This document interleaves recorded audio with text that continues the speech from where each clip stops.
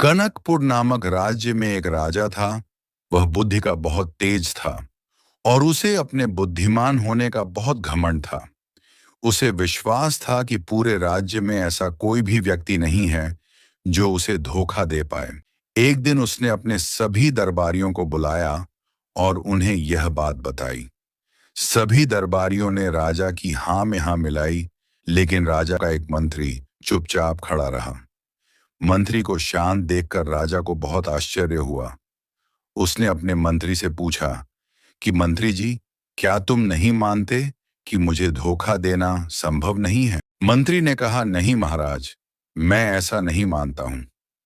आपकी यह बात अन्य लोगों पर तो लागू हो सकती है, लेकिन स्वर्णकारों पर नहीं। अगर वे चाहे तो आपको धोखा दे सकते हैं। राजा ने कहा कि मैं इस बात को नहीं मानता।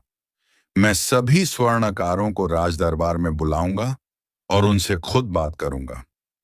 अगले दिन जैसे ही सुबह हुई, राजा ने राज्य के सभी स्वर्णकारों को बुलाया। राजा के आदेश के अनुसार सभी स्वर्णकार राज दरबार आ पहुंचे। वे सब हैरान थे कि आखिर ऐसी क्या बात है कि महाराज ने हम सबको इतनी सुबह बुलाया है। तभी महाराज बोले कि मैंने आप लोगों को यहाँ एक साधारण सा प्रश्न पूछने के लिए बुलाया है और मुझे पूरी उम्मीद है कि आप लोग सच ही बोलेंगे। यदि मैं सोने की कोई मूर्ति बनवाने के लिए आप लोगों को स्वर्ण दूं तो क्या आप मुझे बताए बिना उस सोने में से जरा सा भी सोना चोरी कर सकते हैं? और यदि आप लोग ये काम हमारी निगरानी में करें, क्या तब भी चोरी संभव है? ये सुनकर राज दरबार में सन्नाटा छा गया। सभी स्वर्णकार एक दूसरे का चेहरा देखने लगे। फिर कुछ देर बाद सभी स्वर्णकार एक साथ बोले, जी हाँ महाराज, यदि हम चाहें तो ये संभव है। राजा को अपने कानों पर विश्वास नहीं हुआ।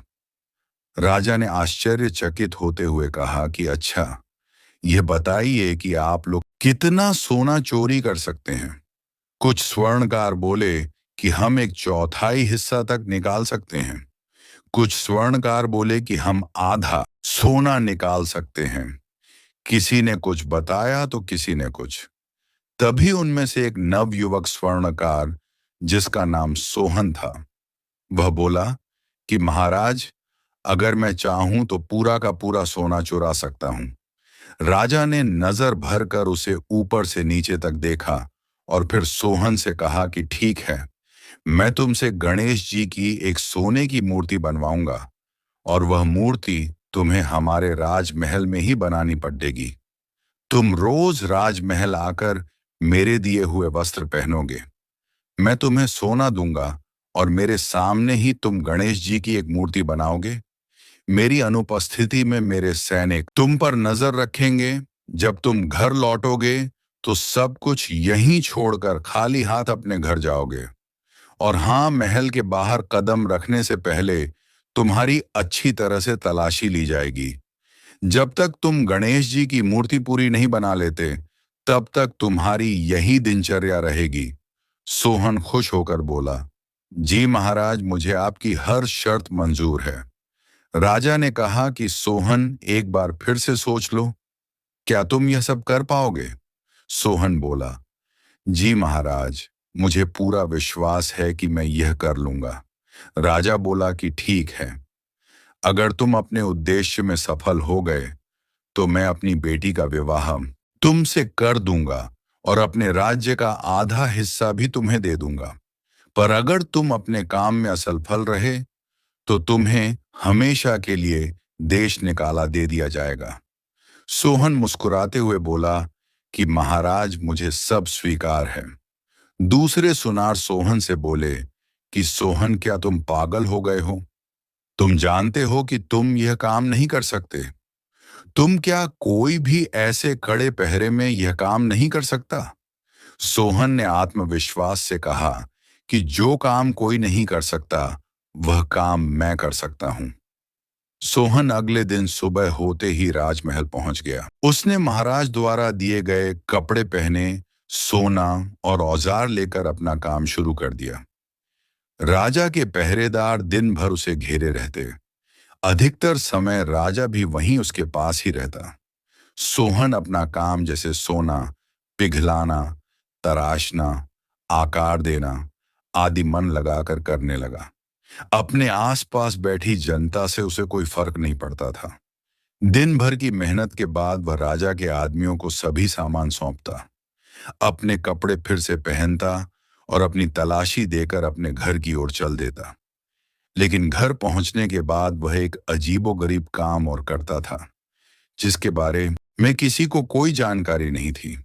सोहन अपने घर पर पीतल की एक वैसी ही हूबहू प्रतिमा बना रहा था जैसी वह राजमहल में बना रहा था, जिस पर देर रात तक वह काम करता रहता था। ऐसा रोज होता। दिन भर राज सेवकों की कड़ी निगरानी में वह सोने की गणेश जी की मूर्ति बनाता और रात की चुप्पी में अपने घर पर पीतल की हूबहू प्रतिमा बनाता, जिसमें कभी कभी उसकी बहन भी उसकी मदद कर दिया करती थी। अंततः 7 दिन बाद दोनों मूर्तियां बनकर तैयार हो गईं। 7वें दिन सोहन ने राजमहल जाकर गणेश जी की प्रतिमा उठाकर सबको दिखाई। राजा ने उत्सुकतावश सोहन से पूछा, क्या यह मूर्ति पूरी तरह तैयार हो गई? सोहन बोला, महाराज बस थोड़ा सा काम बाकी रह गया है। रात भर इस मूर्ति को ताजे दही में डुबो कर रखना होगा और अगली सुबह उसे चमकाऊंगा। राजा ने हैरान होकर कहा, अच्छा, मैंने तो पहले कभी किसी को दही से मूर्ति चमकाते नहीं सुना। सोहन बोला, महाराज, यह मेरी खास तकनीक है। क्या मुझे ताजे दही से भरा एक बड़ा सा मटका मिल सकता है? राजा ने कहा, संध्या के समय ताजा दही कहाँ से आएगा? आमतौर पर लोग रात में दही जमाते हैं, जिससे कि वह सुबह तक तैयार हो जाए। तुम्हें दही चाहिए था, तो सुबह क्यों नहीं बताया, हम थोड़ा दही जमा कर रख लेते। सोहन बोला, महाराज, मैं इसके बारे में बताना बिल्कुल ही भूल गया था। आप बाजार से ताजा दही मंगवा लीजिए। राजा का सेवक दही लेने के लिए जैसे ही राजमहल से बाहर निकला, तभी उसने एक युवती को सिर पर बड़ा सा मटका लिए सड़क पर जाते हुए देखा। सेवक उसे देखकर जोर से चिल्लाया, ए लड़की, तुम क्या बेच रही हो? युवती बोली, हुजूर, मैं ताजा दही बेच रही हूं। आज मुझे घर से आने में देर हो गई, जिस कारण बाजार में मेरा दही बिक ही नहीं सका। अब इसे वापस घर ले जा रही हूं। राजा का सेवक बोला, रुको, इसे यहां लाओ, इसे हम खरीद लेंगे।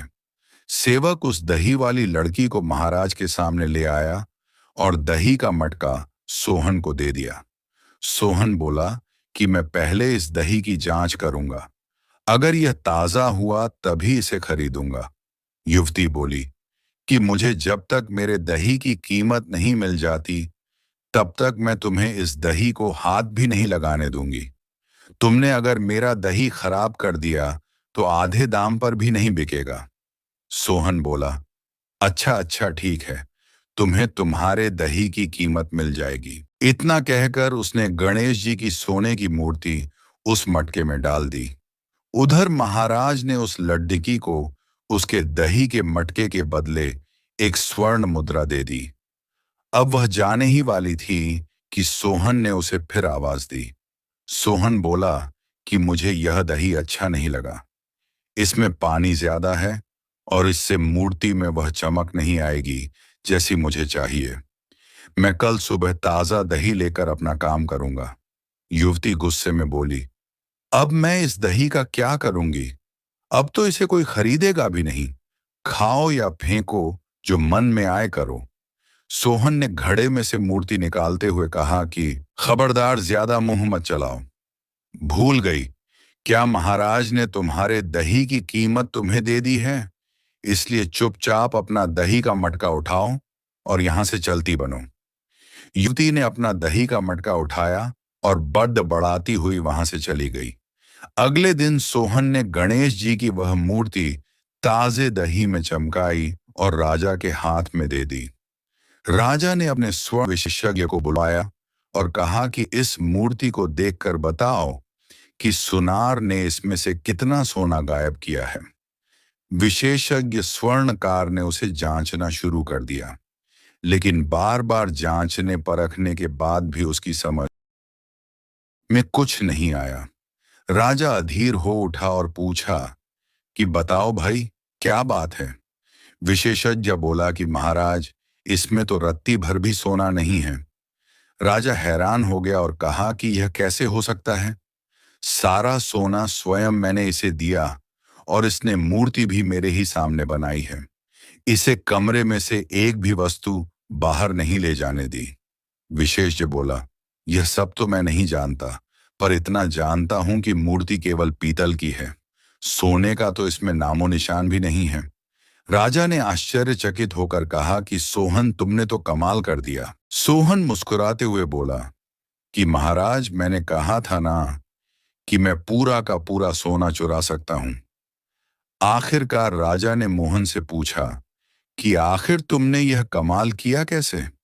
सोहन बोला, महाराज ऐसे नहीं, पहले आप वादा करें कि मेरे सच बताने पर आप मुझे कोई सजा नहीं देंगे। महाराज बोले, विश्वास रखो, मैं तुम्हें कोई सजा नहीं दूंगा। फिर सोहन ने सारी कहानी सुनाते हुए कहा कि महाराज, मैंने यह सब किया उस दही बेचने वाली लड़की की मदद से। वह दही बेचने वाली लड़की कोई और नहीं बल्कि मेरी ही बहन थी, जो मेरी योजना के अनुसार ही दही बेचने के लिए सही समय पर यहाँ आ पहुंची थी। मैं राजमहल में मूर्ति बनाने के बाद रात में अपने घर भी बिल्कुल ऐसी ही पीतल की मूर्ति बनाया करता था, और पीतल की मूर्ति जो मैंने रात में अपने घर पर बनाई थी, वह पहले से ही उस दही के मटके में छिपा दी गई थी।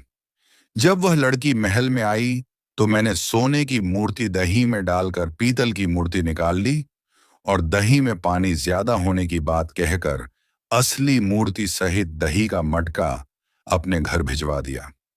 सोहन की चतुराई देखकर राजा पहले तो हैरान हुआ और फिर उठकर हंस पड़ा। राजा बोला, भाई वाह, तुम तो बहुत होशियार निकले। तुमने हम सबको कैसे मूर्ख बनाया। मैं मान ही नहीं सकता था कि मेरी आंखों में भी कोई धूल झोंक सकता है, पर तुमने मुझे गलत साबित कर दिया। राजा ने वादे के अनुसार राजकुमारी का विवाह सोहन के साथ कर दिया और राज्य का आधा भाग भी उसे दे दिया। तो दोस्तों, कहानी पसंद आई हो तो कमेंट बॉक्स में 2 शब्द लिखकर जरूर बताएं। वीडियो को लाइक और शेयर अवश्य करें। आप चैनल पर नए हैं या आपने अभी तक चैनल को सब्सक्राइब नहीं किया है, तो चैनल को सब्सक्राइब करके बेल आइकन दबाना बिल्कुल ना भूलें। धन्यवाद।